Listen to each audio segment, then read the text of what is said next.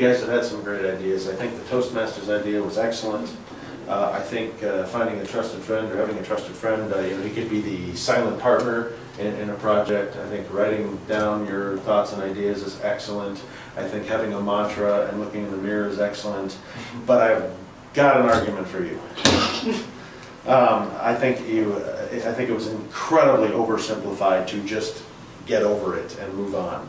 And also the fact that when people are abused or neglected or have a rotten upbringing, it is not an incentive to go out there and run the world and to be paint the town red and succeed.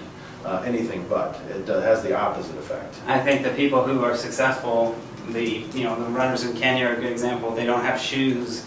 They don't they have the things that they don't have helped make them who they are. So I think the people who are really successful, like on the highest level, are the people who, no matter what they're faced with, they face it with that I'm going to go after it kind of attitude. And those are the people who, when you're put in those situations, no matter how much your back is against the wall, I mean, you either face the challenge or you back up from it. And what kind of person are you? It's nothing against the fact that you're abused or whatnot. It's just that when you really want to accomplish something, how important is it really for you? If there are ways to overcome it, if they're writing it down, all those things, it's up to you to find the way that helps you get that, and then you either go for it or you don't, and then it's on you.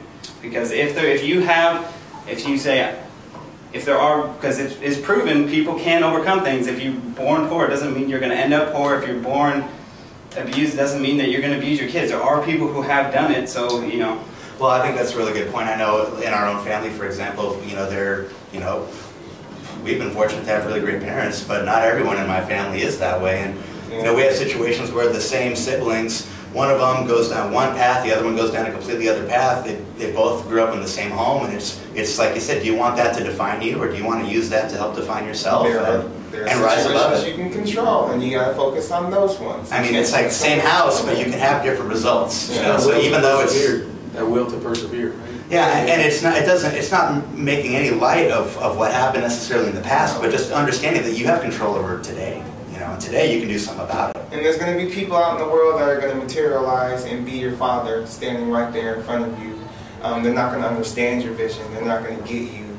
But who cares about those people? Those who mind don't. Those who mind don't matter. Those who matter don't mind. Absolutely. And you gotta realize that even if they're your parents or your sisters or your goldfish, who cares? You gotta look for the people that understand your vision because they want to enhance it.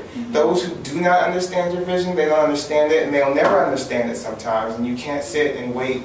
You can't, try to beat a dead horse. You just can't do it. You're gonna get maggots all over you, and you're gonna make a big bloody mess. Yeah, and that's just not cool. So Gary, do you want your dad to be right or not? I mean, you can do something about it. For me, the question with Gary specifically is, I mean, he's an older than I am man, who, is entering an older age, and how much does he want what his father did to him 50 years ago to affect who he is today and what he's going to be in the next, decades of his life. And I think that,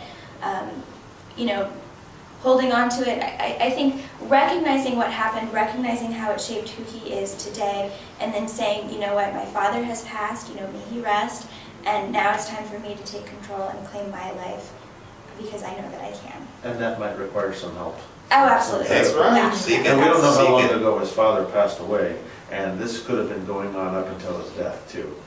That doesn't. No, it doesn't. It doesn't. But I do think that. It's also not going to continue. I think people can take responsibility. Yeah, but at least now he knows what it's rooted in. Now it's negative and now he self-talk. can do something. Yeah, that's right. Yeah. Be able to That's right, the negative self-talk, you got to replace it with something, whether it's a mantra or something. You got to get rid of those old words. He actually needs to learn how to reparent himself, even at an advanced age. And find someone that's done it before, Awesome. How would you solve this problem? Comment with your solutions. Respond with your own videos. Sharoba, because relationships matter.